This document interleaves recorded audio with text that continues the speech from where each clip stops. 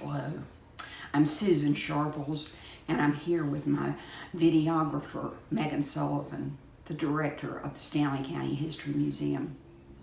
We want to welcome you today to what we're calling the Stanley County Ghost Project.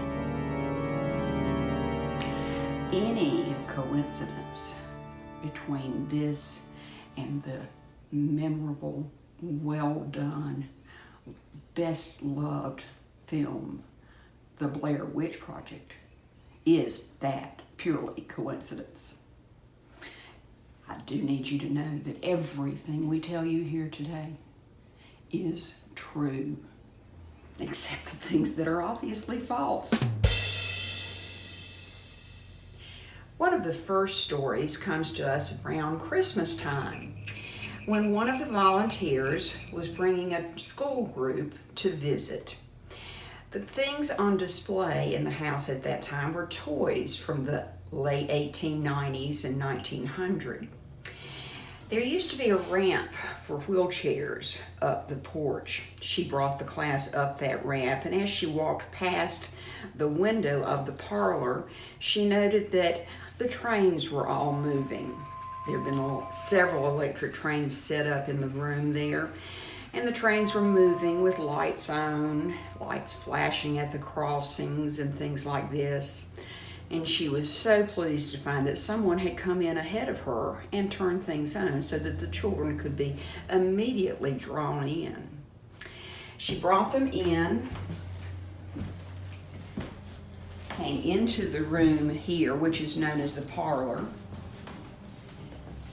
But as she paused in the doorway to explain to the children about the playthings and the room itself, she stopped when she realized nothing was moving. The trains were still sitting motionless on the track. There were no lights flashing. And she realized, as she had spoken to the children and talked to them about these things happening, that they had puzzled looks on their faces, for none of them had seen any of this. One of the early directors of the museum spoke of the time that she was using this table in the kitchen here of the Snuggs house to help her do her research. She had her papers spread out. She was reading about the Isaiah Snuggs family, the history of the house itself, as it had started out as a log cabin. And then suddenly, for some unknown reason, everything on the table was swept by an unseen hand off of the table. She was even hit in the arm by a stapler as it went tumbling to the floor. Needless to say, she packed up her things and did the rest of her research in the museum itself.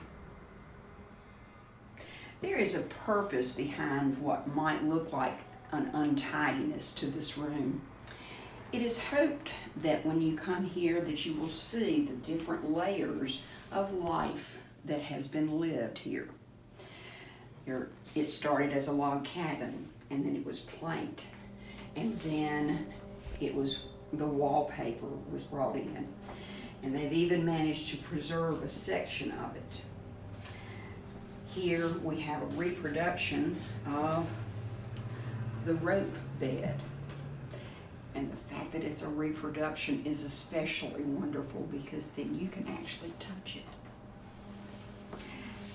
At the time that these things were being done, a couple of men from the Albemarle Maintenance Department were here performing some of these duties. They were working, knowing that they were the only two here in the house, until they heard the steps coming down the stairs.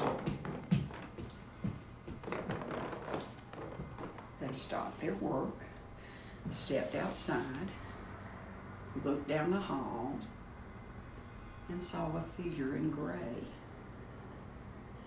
looking back at them. They looked at each other, looked back, and the figure in gray was gone. They decided they had had enough for the day. The next time they came to work, they brought someone from the museum with them. It is obvious that museums must have the help of volunteers to make them run smoothly. From helping them with tour groups to helping them get ready for them. One such volunteer said she would be glad to ready the rooms upstairs before a school group came. As she was in this room, dusting and straightening, she stood up immediately because she had been pinched on the tushy. She left, not to be returning.